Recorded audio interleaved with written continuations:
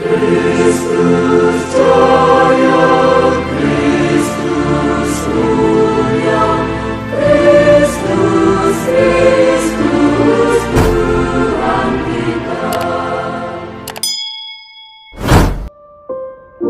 sahabat Tabenet, di video kali ini, kita akan membahas tentang perbedaan mendasar antara agama Katolik dan Protestan. Sekilas mungkin banyak yang mengira agama Kristen Katolik dan Kristen Protestan tidak memiliki perbedaan. Namun, anggapan tersebut keliru besar, sebab banyak sekali perbedaan antara dua agama ini. Berikut ini 10 poin, perbedaan antara kedua agama ini. 10. Perbedaan gender pemuka agama. Pada agama Kristen tidak ada perbedaan gender atau jenis kelamin untuk urusan pemuka agama, sehingga laki-laki dan wanita bisa berkesempatan untuk menjadi seorang pendeta. Sementara pada agama Katolik, hanya laki-laki saja yang diperbolehkan untuk menjadi seorang pemuka agama atau pastor dan wanita menjadi seorang biarawati atau suster. 9. Perbedaan pada sakramen suci. Pada agama Katolik ada 7 macam sakramen suci, yakni baptis yang umumnya dilakukan pada saat masih bayi atau orang dari luar Katolik yang ingin masuk menjadi Katolik. Lalu sakramen krisma yang diberikan pada saat usia remaja sebagai sakramen penguatan. Kemudian sakramen Ekaristi yang diterimakan sebagai simbol persatuan umat dengan Yesus Kristus yang dirayakan setiap minggu di gereja. Lalu ada sakramen imamat yang diberikan khusus kepada yang memilih selibat sebagai pastor. Lalu ada sakramen pernikahan dan sakramen pengakuan dosa. Ada juga sakramen pengurapan orang sakit yang dipercaya sebagai bekal bagi orang yang mengalami sakratul maut untuk bisa diizinkan masuk ke surga. Sementara dalam agama Kristen, hanya diakui 2 sakramen saja, yakni baptis dan Ekaristi. Baptis sebagai simbol bahwa manusia telah menenggelamkan kehidupan duniawinya ke dalam kematian Yesus Kristus dan selanjutnya dibangkitkan oleh Kristus menjadi ciptaan yang baru. Sementara sakramen Ekaristi sebagai momen untuk mengenang apa yang Yesus lakukan saat masih hidup.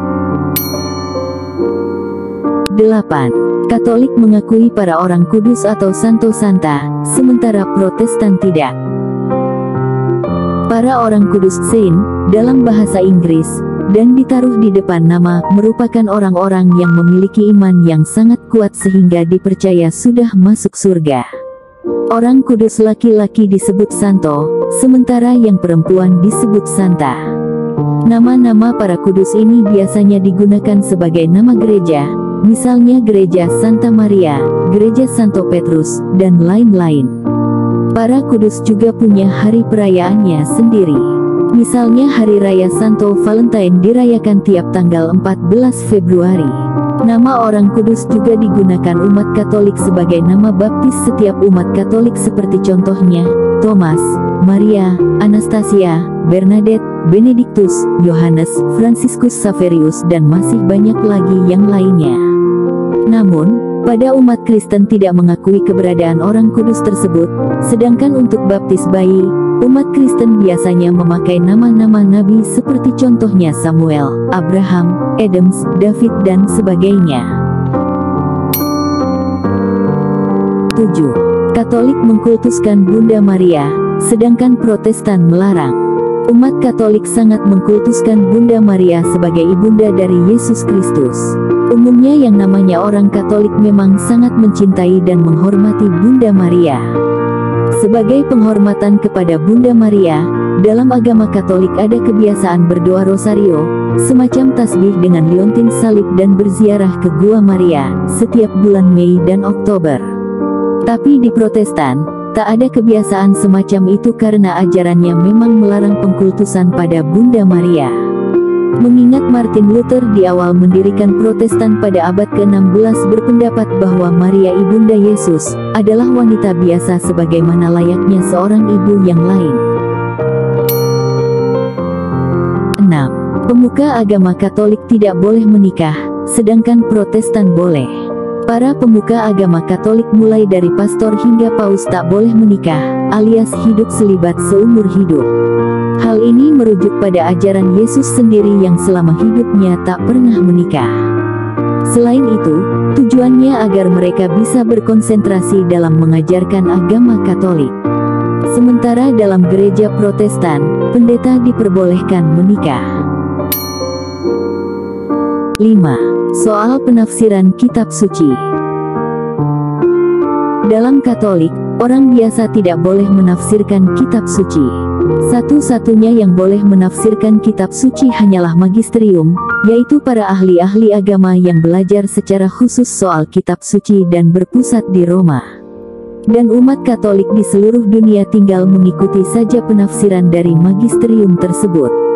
Sedangkan menurut ajaran Protestan, semua orang punya hak yang sama dalam menafsirkan kitab suci dan tak dimonopoli pemuka agama.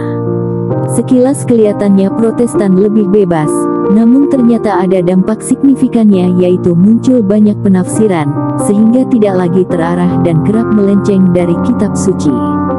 Sementara umat Katolik di seluruh dunia terlihat lebih bersatu, karena memiliki satu pendapat yang sama tentang kitab suci yang ditopang oleh magisterium dan tradisi.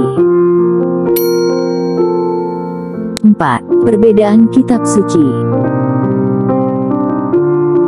Nama kitab suci orang Katolik dan Protestan sebenarnya sama, yaitu Alkitab. Bukan Injil, ya, karena Injil hanyalah sebagian kecil dari isi Alkitab yang khusus menceritakan kehidupan Yesus. Meski demikian, ada perbedaan mencolok dalam Alkitab orang Katolik dan Protestan. Alkitab Katolik lebih tebal daripada Alkitab Protestan. Soalnya di dalam Alkitab Katolik ada tambahan 12 kitab yang dinamakan Deuterokanonika. Namun bagi kitab-kitab tersebut tak diakui kebenarannya di agama Protestan. Salah satu alasan orang Protestan tak mengakui kitab-kitab ini karena mereka tidak mempercayai adanya gagasan, api penyucian, atau purgatorium, yaitu wilayah di antara surga dan neraka yang dipercayai oleh orang Katolik sebagai tempat bagi orang yang sudah meninggal memantaskan diri sebelum masuk ke surga. Doktrin ini cuma ada di kitab Deuterokanonika. 3. Cuma orang Katolik yang membuat tanda salib.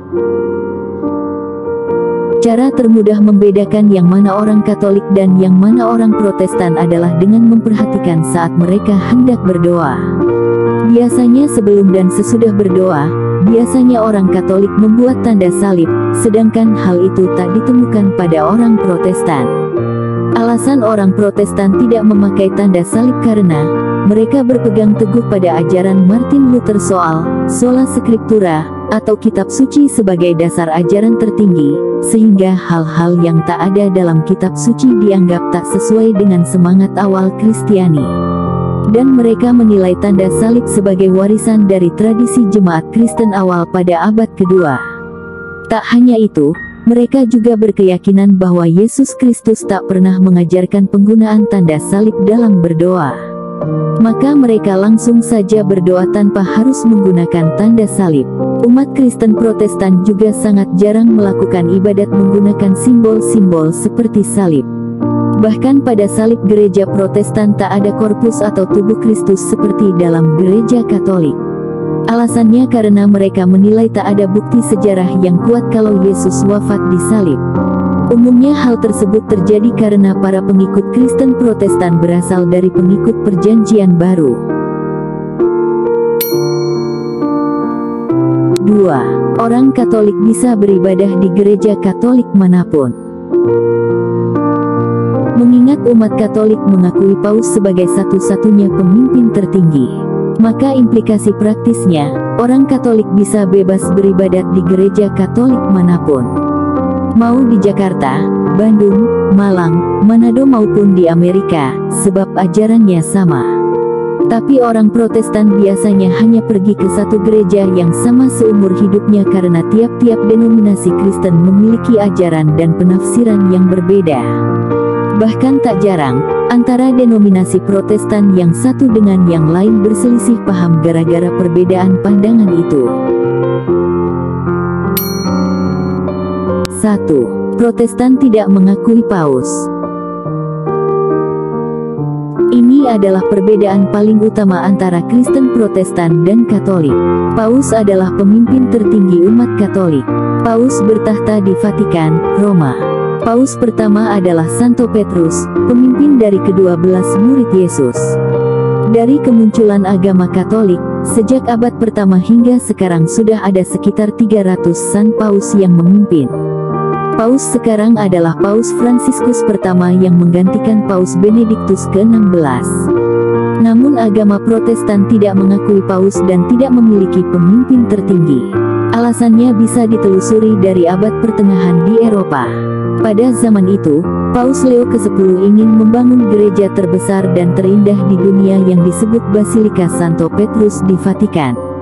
Paus Leo ke-10 kemudian melakukan hal-hal yang sebenarnya bertentangan dengan ajaran Katolik, yaitu menjual surat pengakuan dosa.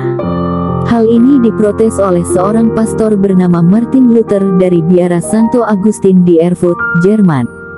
Ini salah satu alasan terjadi perpecahan atau skisma dalam gereja Katolik di masa itu. Maka kerap orang menjuluki gereja Katolik sebagai gereja tua dan gereja Protestan sebagai gereja muda. Ia akhirnya memutuskan untuk memisahkan diri dari gereja Katolik. Karena memprotes gereja Katolik, maka pengikut Martin Luther kemudian disebut Protestan. Namun upaya Protestan lepas dari Katolik ternyata memunculkan implikasi yang cukup besar. Karena tak mengakui paus, maka mereka mudah terpecah-pecah menjadi berbagai aliran yang lebih kecil yang disebut denominasi. Aliran-aliran ini muncul karena perbedaan penafsiran antara satu kelompok dengan kelompok lain. Misalnya di Indonesia ada GPIB, Karismatik, Pentakosta, Metodis, Baptis GBI, Gereja Kristen Jawa GKJ, Gereja Batak, HKBP, Advent dan lain-lain.